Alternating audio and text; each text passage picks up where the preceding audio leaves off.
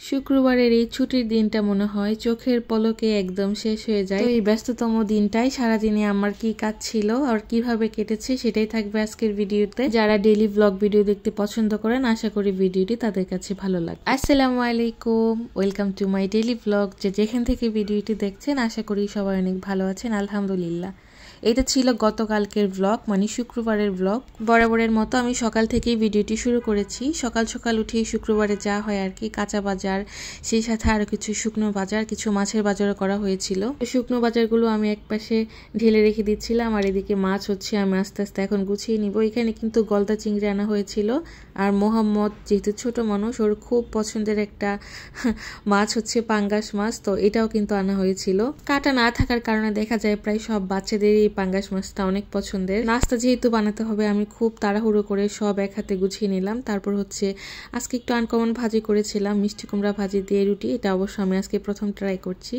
সেই সাথে একটু করে লাল চাও ছিল। ভেবেছিলাম আজকে মাছ রান্না করব, তবে মোহাম্মদের হঠাৎ করে আবদার হলো যে না, আজকেও মোরগ পোলাও খাবে, মানে আলাদা করে রোস্টার পোলাও খাবে। তো হাতেও তেমন সময় ছিল না, খুবই অল্প সময় ছিল। এর মধ্যে আমি ভাবলাম যে থাক, রান্না করে দেই। আজকে এই রোস্টটা আমি রান্না করব টক দই বা যে কোনো স্পেশাল মশলা ছাড়া, মানে ঝামেলা হবে এরকম যে কোনো মশলা ছাড়াই, ঘরে থাকা একদম সাধারণ মশলায়। টেস্টের কথা যদি বলি তাহলে বলবো মাশাআল্লাহ, একদম বিয়ে বাড়ির শাহি যে ফ্লেভার আর শাহি যে টেস্ট, সেই টেস্টটা কিন্তু আপনি এভাবে পাবেন। রেসিপিটি আপনি চাইলে দেখে নিতে পারেন, আমার পেজে শেয়ার করা থাকবে। সেই সাথে আমি 100% শিওর এরপর থেকে কিন্তু আপনি এইভাবে ছাড়া আর কখনোই রোস্ট রান্না করবেন না। এত সহজেই ঝামেলা ছাড়া যদি এত ভালো শাহি ফ্লেভার আর টেস্ট পাওয়া যায়, তাহলে কে বলেন তো কষ্ট করে স্পেশাল মশলা আর বাদাম টক দইয়ের পিছনে ছুটবে। তো এখানে আমি আজকে দুধও ব্যবহার করেছি একটু শাহি ফ্লেভার পাওয়ার জন্য, আর দুধ দিলে কিন্তু রোস্টের টেস্টটা অনেক ভালো আসে। শেষের দিকে কিন্তু আমি কাঁচামরিচ দিয়ে দিব। আর এখানে কিন্তু আমি আর কোনো রেসিপি বা টিপস শেয়ার করব না, এই ভিডিওটা যেহেতু দেওয়া থাকবে সেখান থেকে কিন্তু আপনারা দেখে নিতে পারেন। কালার দেখেই বোঝা যাচ্ছে না এটা কি সুন্দর হয়েছে, খেতে কিন্তু আলহামদুলিল্লাহ মাশাআল্লাহ অনেক ভালো ছিল। তো আজকে আমি একটু পোলাও রান্না করব, যেহেতু আজকে একটু বেশি পরিমাণে রান্না করব, সেই জন্য কিন্তু আমি একটা হাঁড়িতে আজকে রান্না করব।